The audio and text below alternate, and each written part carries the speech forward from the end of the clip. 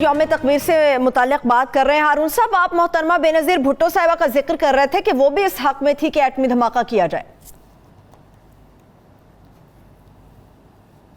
بے نظیر بھٹو نے یہ کہا، اخبار نویسوں کو بلایا خالد کھرل کے گھر پہ لاہور میں، اور ان سے رائے سنتی رہیں اور خاموش رہیں۔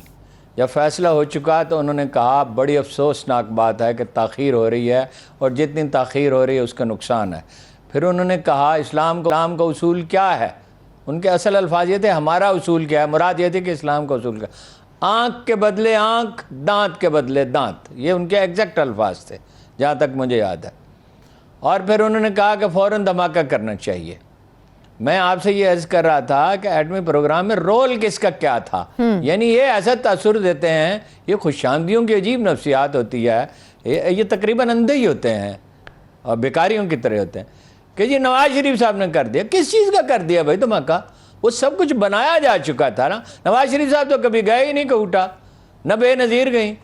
بات یہ ہے کہ بے نظیر کا تو کردار ہے اس میں، میزائل سازی میں، اور جنرل کاکڑ کا کردار ہے جنہوں نے آج تک داد ہی نہیں مانگی، جنہیں بے نظیر نے کہا آپ ایکسٹینشن لے، انہوں نے ایکسٹینشن لینے سے بھی انکار کر دیا، جنہیں امریکیوں نے اشارہ کیا کہ آپ اقتدار پہ قبضہ کر لیں، انہوں نے اس کا جواب دینا بھی پسند نہیں کیا، ایکسٹینشن بھی لی اور خاموشی سے گھر چلے گئے۔ اصل ہیروز اور ہوتے ہیں۔ پھر دیکھیے اور لوگ ہیں، یعنی ان سب نے کام کیا۔ غلام اسحاق خان نے آخری دن تک، غلام اسحاق خان کو سائنسدان باپ کی طرح سمجھتے تھے۔ اچھا نواز شریف نے دھماکہ کیا، وہ سائنسدان جو کھانا پینا بھول گئے۔ میں ایک آدمی اتفاق سے وہاں گیا، اس کو جانے کا موقع ملا، اس نے مجھے کہا لوگ شیو نہیں کرتے کہ اس میں بھی 5 منٹ ضائع ہوتے ہیں۔ میں نے بعض سائنسدانوں سے ملا، میں حیران رہ گیا کہ کس طرح کی قربانیاں انہوں نے دی ہیں اور کتنی تکلیفیں جھیلی ہیں۔ ان سائنسدانوں کا نام کوئی نہیں لیتا، یعنی جنہوں نے بنایا ہے وہ ہیرو نہیں ہیں۔ یعنی پاکستان کے پاس تھا کیا آپ کے پاس یہ ٹیکنالوجی تھی؟ ایک سوئی تو آپ بنا نہیں سکتے، بس اسٹیٹ آف آرٹ میزائل بھی آپ نے بنا لیے، اور ایٹمی پروگرام بھی اسے، انڈیا تو ہم سے بہت پہلے شروع ہوا تھا۔ پھر میزائل کا قصہ ہے، اس وقت تو ہمیں غوری میزائل کی ضرورت تھی، بر وقت ڈاکٹر قدیر نے بنایا، لیکن اب شاہین میزائل ہے، اور شاہین میزائل لوگوں کو معلوم ہونا چاہیے کہ جہاں کہیں پاکستان کو جہاں کہیں سے بھی خطرہ ہو، میں پھر کہتا ہوں جہاں کہیں سے بھی تھریٹ ہو، اور حتیٰ کہ عالم اسلام کو جہاں کہیں سے تھریٹ ہو، شاہین میزائل وہاں پہنچ سکتا ہے۔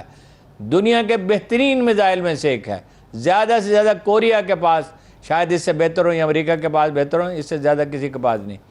پھر جس عرصے میں ہماری امداد بند رہی، اسی عرصے میں ہمارے سائنسدانوں کو اور حکومتوں کو یہ بات سمجھ میں آئی کہ ہمیں سب خود کرنا ہوگا، اور ہم نے کیا۔ اور ایٹم بم بھٹو نے نہیں بنایا تھا، شروع کیا تھا، اور شروع وہی کر سکتا تھا ان حالات، ان مشکل حالات میں۔ ایٹم بم بنایا ضیاء الحق کے دور میں، اور میزائل بنے بے نظیر کے دور میں، اور اس میں بے نظیر کا پرسنل کنٹریبیوشن میں ہر طرح کی چیزیں جو ہیں جو قومی دفاعی معاملات میں ہیں، ان میں بہت سی تفصیلات بعض اوقات بیان نہیں کی جا سکتی۔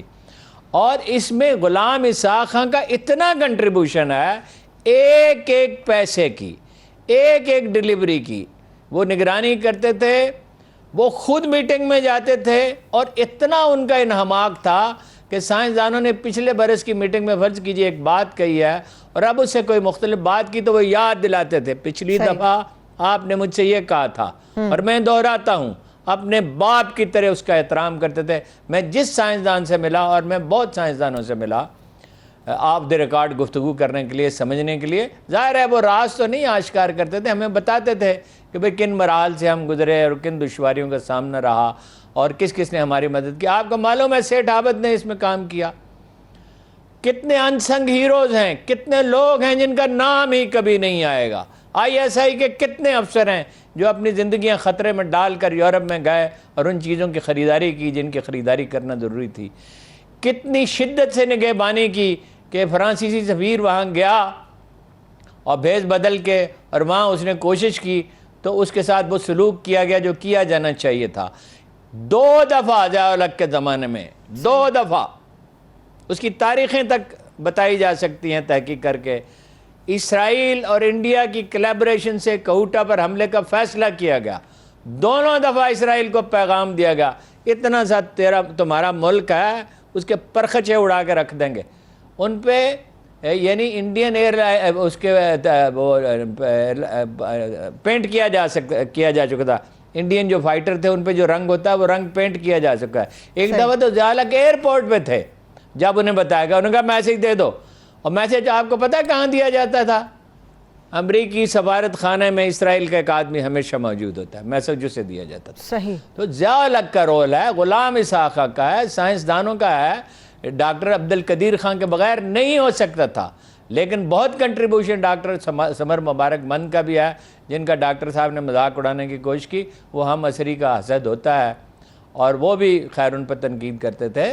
اس میں تو اس کی جب تاریخ لکھی جائے گی تو یہ نہیں ہوں گے, آج جو تاثر ہے وہ نہیں ہوگا. صحیح. اور بہت سے اور لوگوں کے نام آئیں گے. اس پہ سوچ بچار کی گئی, اس پہ سائنسدانوں نے کہا کچھ لوگوں سے, کسی زمانے میں مجھ سے بھی مشورہ کیا گیا تھا کہ اس کے حقائق جو ہیں وہ لکھ دیے جائیں. تو میں نے عرض کیا کہ اس کا بینیفیشری انڈیا ہوگا, اسرائیل ہوگا, امریکہ ہوگا. اگر ایسا کوئی ڈاکومنٹ بنایا جاتا ہے, یہ قومی راز ہمیشہ قومی راز ہی رہنا چاہیے. صحیح. اتنا بڑا دن ہے ہارون صاحب, مگر سرکاری سطح پر کوئی خاص تقریب منعقد کیوں نہیں کی گئی؟ آج کا دن بہت ہی قیمتی اور بہت ہی بڑا دن ہے پوری قوم کے لیے. یہ کیسے تقریب کر سکتے تھے؟ دھماکے تو نواز شریف کے زمانے میں ہوئے تھے, تو یہ کیسے کر سکتے تھے؟ تو خود مسلم لیگ نون نے کون سی تقریب کی؟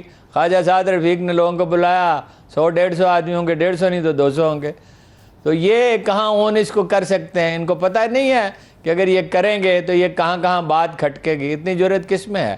یہ دن تو ساری قوم کو منانا چاہیے, ایک تاریخی واقعہ ہے. آج اگر انڈیا پاکستان پہ حملہ نہیں کر سکتا, سوال ہی پیدا نہیں ہوتا کہ انڈیا کوئی ایڈونچر کرے گا تو ایسا پچھتائے گا کہ انڈیا کے حصے بکھرے ہونا شروع ہو جائیں گے. ایک تو کرونا ہے, اس نے مار ڈالا اس کو, ایک علیحدگی کی تحریکیں ہیں, ایک ناراضگی ہے ہندوتوا کے خلاف, شودر نامطمئن ہے, مسلمان نامطمئن ہے, 20 کروڑ مسلمان. کشمیر میں تحریک ہے, جھارکھنڈ میں ہے, 256 اضلاع میں ہے. تو وہ کس وجہ سے ہے؟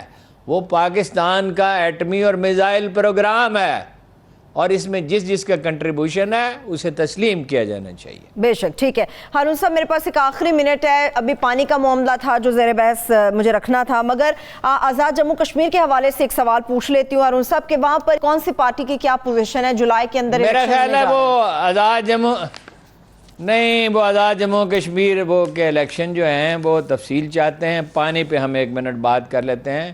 دیکھیے, پنجاب میں زیر کاشت رقبہ سندھ سے 2 گنا ہے, لیکن پنجاب کو جو پانی ملتا ہے وہ سندھ سے صرف 20% زیادہ ملتا ہے. یہ بڑی افسوسناک بات ہے. پنجاب نے اس کے لیے سیکریفائس کیا اور کرنا چاہیے تھا. پنجاب بڑا صوبہ ہے, پنجاب میں ٹیوب ویل لگ سکتے ہیں نسبتاً زیادہ آسانی سے, بعض علاقوں میں, سندھ میں بعض علاقوں میں دشواری ہے. وہ سندھ کارڈ کھیل رہے ہیں, نفرت اور تعصب کی سیاست کر رہے ہیں بلاول بھٹو صاحب اور ان کی پوری پارٹی, کہ پنجاب ہمارے حصے کا پانی. اس میں یزیدیت کے الفاظ استعمال کیے گئے ہیں. شرم آنی چاہیے یہ لفظ استعمال کرتے ہوئے کہ آپ یہ اہل پنجاب کو یزیدی کہہ رہے ہیں. یہ یعنی نہ سندھ میں کسی سندھی کے خلاف یہ زبان لب و لہجہ استعمال ہونا چاہیے, نہ پشتونوں کے خلاف, نہ بلوچوں کے خلاف. اس طرح کی زبان استعمال کرتے ہوئے حیا آنی چاہیے ہر آدمی کو. یہ تعصب میں نہیں پڑنا چاہیے, نہ پنجاب کے نہ سندھ کے. ڈیٹا یہ ہے کہ سندھ کو پانی اس کے حصے سے تھوڑا سا زیادہ دیا جاتا ہے, اور ڈیٹا یہ ہے کہ اس کے جو ابتدائی اضلاع ہیں اس پانی کو وہ پانی زیادہ استعمال کر لیتے ہیں, اور جنوبی اضلاع اس سے محروم رہ جاتے ہیں, اور اس کی وجہ سے پھر چیخو پکار ہوتی ہے. حقائق یہ ہے.